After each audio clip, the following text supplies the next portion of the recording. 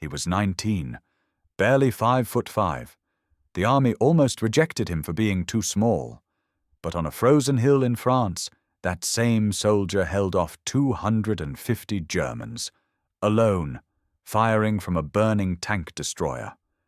This is how Audie Murphy went from a poor Texas farm boy to the most decorated American soldier in World War II.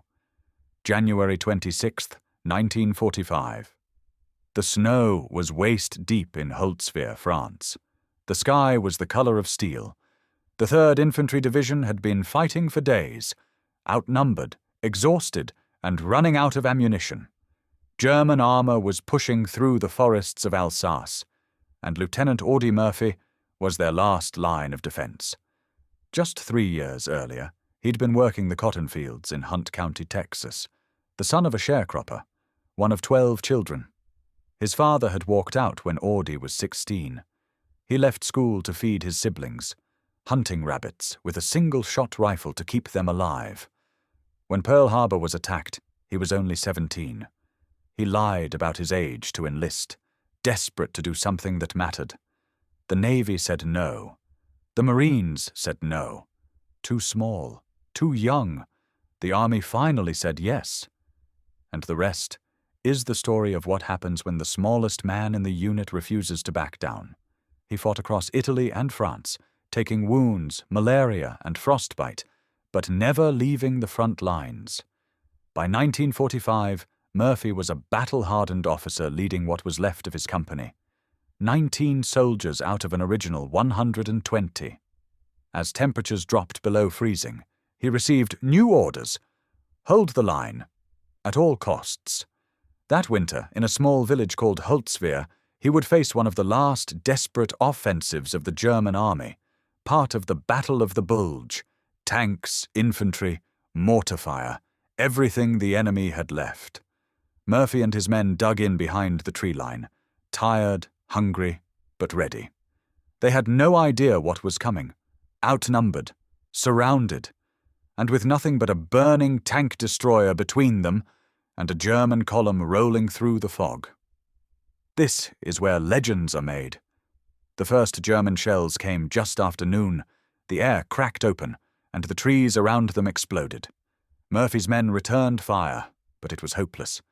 250 German infantry supported by 6 tanks were advancing fast, pushing through the fog like ghosts. "Pull back!" Murphy shouted. He wanted his men safe. Behind the tree line, where they could regroup and call in artillery. But he stayed, alone. A burning M10 tank destroyer sat just ahead of him, its crew either dead or gone. Flames were licking up its steel hull, and the .50 caliber machine gun was still mounted on top. Murphy climbed up. He later said he didn't think. He just moved, and then he opened fire.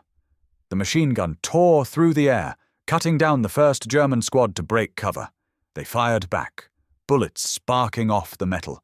Artillery exploded around him. The tank could have gone up at any second. It was already burning so hot that the snow around it had melted to steam. But he didn't stop. For nearly an hour, he held that position. One man, one gun, holding off an entire company. He called in coordinates by radio with one hand, firing with the other, calmly guiding artillery fire onto enemy tanks. At one point, a bullet smashed through the stock of his rifle, grazing his leg. He stayed up there anyway. When the last belt of ammunition ran out, he jumped down, smoke and blood covering his uniform, and led what was left of his men in a counterattack. They retook the position. The Germans had lost dozens. The rest fled into the forest. And Audie Murphy, barely 19, barely alive, had just done the impossible. When the smoke cleared, the forest was silent. Snow was still falling, thick and slow, covering the ground where the enemy had stood. Murphy's uniform was soaked in blood and mud. His ears rang from the explosions. He could barely stand.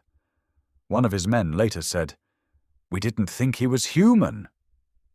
He just wouldn't stop for his actions that day. Audie Murphy was awarded the Medal of Honor, the highest military decoration in the United States. In total, he earned every single U.S. combat award for valor, plus 5 more from France and Belgium. By the time the war ended, he was 20 years old, and the most decorated American soldier in World War II. But heroism came at a cost. In the years that followed, Murphy struggled with insomnia, flashbacks, and explosive anger, what we now call post-traumatic stress disorder. At night, he slept with a pistol under his pillow. He once said, "You don't ever get over it. You just learn to live with it." Hollywood turned his story into a movie, To Hell and Back, starring Murphy as himself. It became one of the highest-grossing war films of its time. But behind the fame was a man who never stopped carrying the weight of what he'd seen.